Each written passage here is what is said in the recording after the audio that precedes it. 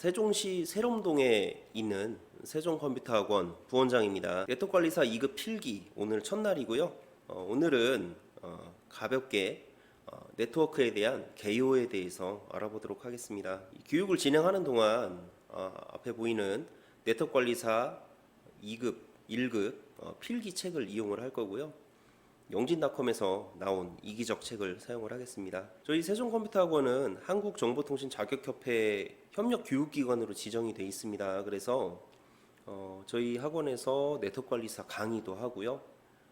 인원이 될 경우에는 단체 검정을 여기서 보기도 합니다. 그리고 저도 이제 요청이 있을 때 시험 감독관으로 나가기도 하고요. 자, 그러면 네트워크에 대한 개념을 알아보도록 하겠습니다. 자, 이런 그림들을 많이 보셨을 텐데요. 여기서 얘기하는 아이템이나 이런 라인 같은 것들이 무엇을 뜻하는지 많이 궁금하실 거예요. 자, 일단 우리가 네트워크에 대해서 전혀 모른다고 생각을 하고 어떤 건지부터 한번 생각을 해보죠. 네트라는 말은 망의 형태, 그물 뭐 이런 것들을 생각을 하시면 되겠고, 워크 일을 같이 하는 겁니다. 컴퓨터가 지금은 이제 개인용 컴퓨터라는 것들이 굉장히 보편화되어 있지만, 컴퓨터가 막 개발이 되던 시점에서의 컴퓨터는 굉장히 비싸고 덩치가 큰 그런 거였어요. 그래서 여러 명의 사용자가 동시에 하나의 컴퓨터를 같이 공유를 해서 사용을 했어야 됐었죠. 그래서 IBM에서 예전에 운영했던 메인프레임이라고 하는 시스템을 살펴보면 폴 앤 셀렉트라는 방식으로 하나의 컴퓨터를 여러 명의 사용자가 터미널이라는 걸 이용해서 단말기를 이용해서 명령어만 주고 결과만 받아보고 이런 형태로 네트워크가 구성이 됐었습니다. 자, 현 시대의 네트워크는 컴퓨터를 이용하는 데 있어서 인터넷을 빼고는 뭐 말을 할 수가 없죠. 지금 만약에 여러분들 컴퓨터가 인터넷이 안 된다고 하면 할 수 있는 게 별로 없을 거예요. 그런 것처럼 우리가 인터넷을 사용하는데 아주 익숙해졌는데, 기본적으로 네트워크가 어떻게 구성이 되는지 한번 살펴볼게요. 내가 보내고자 하는 메시지가 이제 문자의 형태라고 해봅시다. 송신자는 이 메시지를 어떤 형태로든 전송 매체를 통해서 수신자에게 전달을 하게 됩니다. 이게 이제 기본적인 커뮤니케이션의 이제 구조라고 했을 때, 우리 정보통신에서 이야기하는 기본적인 통신 구조는 이렇습니다.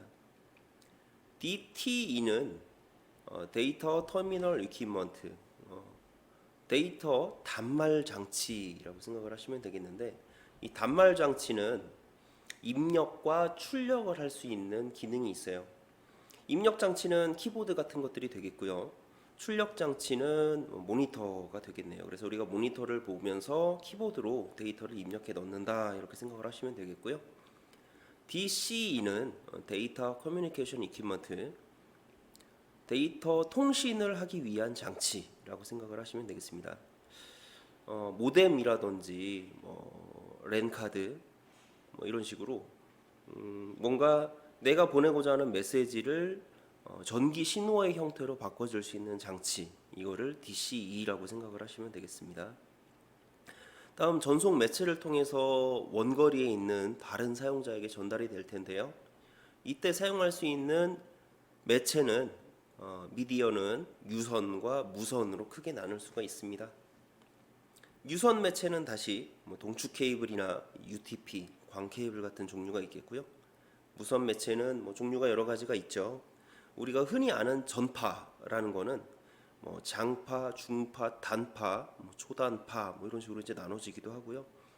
이게 주파수가 많이 높아지면 마이크로웨이브, 위성에서 사용하는 주파수가 되기도 합니다. 그래서 이렇게 전송 매체를 통해서 전달된 데이터가 상대방의 DCE로 전달이 되고, 이게 다시 DTE로 전달이 되어서 다시 문자 형태의 메시지로 전달이 되는 그런 게 바로 우리 정보기기를 이용한 통신 형태가 되겠어요. 그리고 이게 아주 많은 사용자들이 다 접속할 수 있는 망이 되면 이게 이제 인터넷이 되겠죠. 우리 교재 18페이지에 보시면 네트워크를 여러 가지 기준에 따라서 분류를 하고 있습니다. 일단 퍼스널 에어리어 네트워크이라고 해서 PAN이라는 게 있습니다. 쉽게 생각하시면 여러분들 요즘 블루투스 이어폰 같은 거 많이 사용을 하실 텐데 퍼스널, 내 개인적으로 그냥 내 기기끼리 통신하는 거를 팬이라고 보시면 될 것 같아요. 아주 짧은 거리 간의 통신이라고 생각을 하시면 되겠고요. 그 다음에 LAN이라는 말 많이 보셨을 텐데 Local Area Network.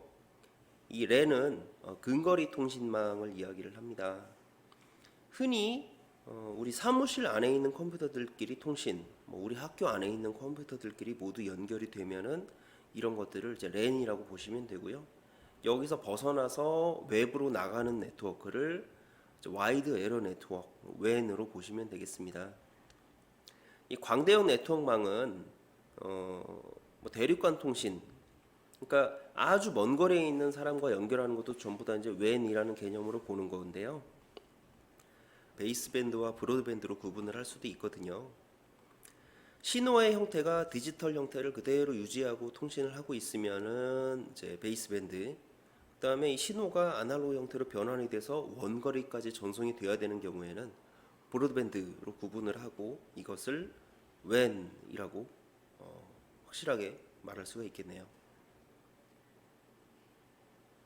그리고 LAN과 WAN 사이에 메트로폴리탄 에리어 네트워크이라는 MAN이라는 개념도 있습니다. 자, 19페이지에 보시면 또 데이터 전송 방식에 따라서 우리 네트워크를 구분을 하고 있는데 단방향 통신, 반이중 통신, 전이중 통신 이렇게 이제 분류를 하고 있습니다. 심플렉스, 하프 듀플렉스, 풀 듀플렉스. 우리가 텔레비전 방송을 한번 생각을 해보시죠. 텔레비전 같은 경우는 방송국에서 일방적으로 방송이 계속 송출이 되고 있고 수신을 하는 일반 시청자 입장에서는 그렇게 그 채널을 맞추는 순간 송출 중이던 그 방송을 그 중간에서부터 끊어서 이제 수신을 하게 됩니다. 그래서 그 방송이 중간부터 나오게 되죠. 내가 임의로 앞부분으로 돌아가서 보거나 이런 것들이 불가능하고 한 군데에서 송출을 하고 다른 모든 사용자가 수신을 하는 형태 이런 게 되는데 일방적이죠. 그쪽에서는 송출만 되고 나는 이제 수신만 가능한 그런 형태가 됩니다. 이런 형태의 통신을 심플렉스, 단방향 통신이라고 하고요.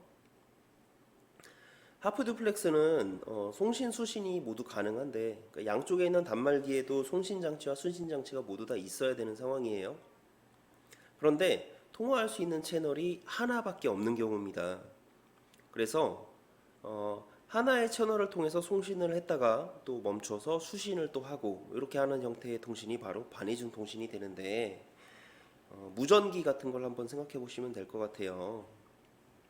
무전기에는 이제 PTT 스위치라고 하는 푸시 투 토크 스위치가 있는데 스위치를 딱 누르게 되면은 이제 송신 모드가 돼서 거기 무전기에 대고 말을 하게 되면 그 내가 하는 말이 전파의 형태로 바뀌어서 이렇게 전달이 다 되죠. 그리고 다른 사람들은 모두 다 수신 모드에 있는 상태에서 이렇게 신호를 받게 됩니다. 그리고 그 신호를 수신한 사람 중에 또 한 명이 또 말을 하기 시작하면은 같은 주파수 채널을 이용해서 다른 사람들이 또 대화 내용을 다 듣게 되죠. 이렇게 하나의 주파수만을 이용해서 여러 명이 이제 동시에 통신을 하기 때문에 한 번에 여러 명이 동시에 말할 수가 없다는 그런 단점이 있습니다.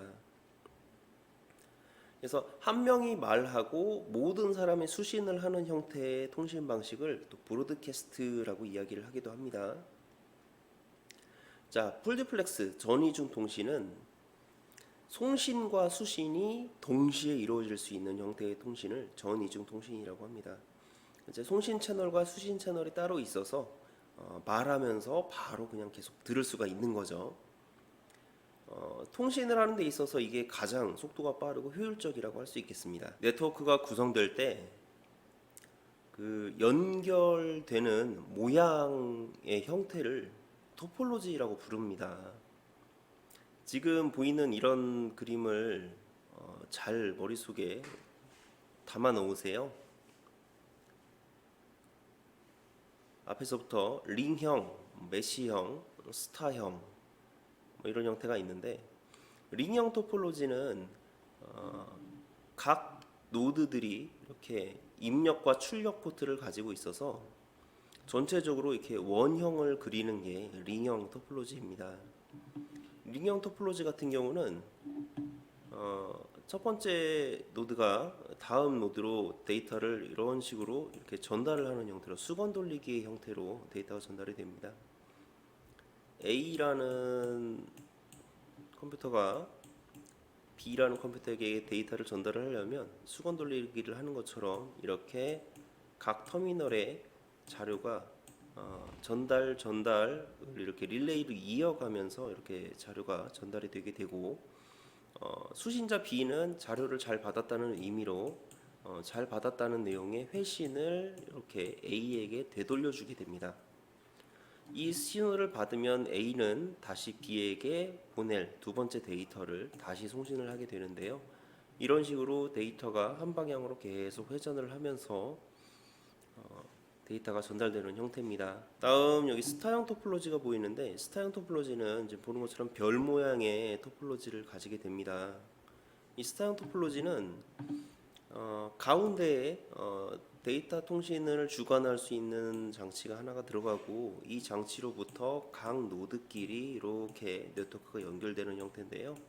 지금 현재 우리가 많이 사용하고 있는 이더넷이 바로 이 스타형 토폴로지의 형태를 따라가게 됩니다. 장점은 구성이 간단하고 중간에 노드가 이렇게 끊어지더라도 나머지 개체들이 여전히 통신을 계속 유지할 수 있다는 게 장점이고요.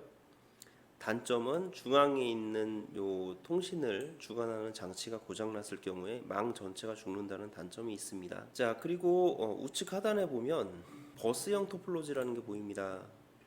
버스형 토폴로지는 데이터를 공유할 수 있는 데이터 통신로가 중앙에 위치를 하게 되는데, 이거를 버스라고 합니다. 버스를 통해서 각 노드들이 이렇게 접속을 해서 이게 바로 버스형 토폴로지가 되겠습니다. 이더넷이 초창기의 모습, 80년대 후반까지만 하더라도 이런 버스형 토폴로지의 형태를 취하고 있었고요. 이게 2000년대에 들어서면서 스타형 토폴로지인 우리 UTP 케이블과 RJ45가 보급이 되면서 국내에서도 실질적으로 이더넷을 UTP로 많이 구성하는 모습을 보였습니다. 자, 이렇게 해서 형태별로 중요한 토폴로지 모양들을 살펴봤는데요. 우리 교재 20페이지, 21페이지에 거쳐서 각 토폴로지별 장점과 단점이 잘 설명이 되어 있습니다. 우리가 현재 시대에서 가장 많이 사용하고 있는 형태의 토폴로지가 스타형 토폴로지이기 때문에 스타형 토폴로지의 특성을 좀 잘 이해를 해두시면 좋을 것 같습니다. 자, 그러면 오늘 배운 거를 간단하게 보면서 시험 문제에서는 실제로 어떤 식으로 시험 문제가 나오게 되는지 한번 살펴보도록 하죠. 책에 있는 기출 문제 중에 하나입니다. 네트워크 구성에서 성형에 관한 설명으로 옳지 않은 것은 포인트 투 포인트 방식으로 회선을 연결한다. 점대점 통신을 얘기를 하는데, 가운데 있는 장치와 끝에 있는 장치가 각각 1대1로 연결이 되기 때문에 포인트 투 포인트 방식으로 연결이 된다고 할 수 있겠습니다. 2번, 단말 장치의 추가와 제거가 쉽다. 장치를 새로 추가하게 되는 경우에는 그냥 장치를 설치하고 케이블만 연결해 주면 되고요. 제거할 때도 마찬가지로 케이블만 제거해 주면 되기 때문에 추가 제거가 쉽습니다. 하나의 단말 장치가 고장나면 전체 통신망에 영향을 줄 수 있다. 이 끝에 있는 노드가 고장나는 것은 네트워크에 영향을 주지 않습니다. 그냥 한 대가 이제 꺼진 걸로 인식이 되면 그만이거든요. 다만 이제 가운데 있는 장치가 고장났을 때는 전체 망이 문제가 생길 수가 있죠. 그렇지만 여기에서 이야기하는 거는 이제 정답은 3번으로 보는 게 무방할 것 같습니다. 자, 이렇게 해서 오늘 첫날 네트워크의 형태별 구분, 거리에 따른 구분과 또 토폴로지에 따른 구분, 이런 것들을 알아봤습니다. 다음 시간에는 교환 방식에 따른 네트워크 구분 방법에 대해서 알아보도록 하겠습니다. 다음 시간에 봬요.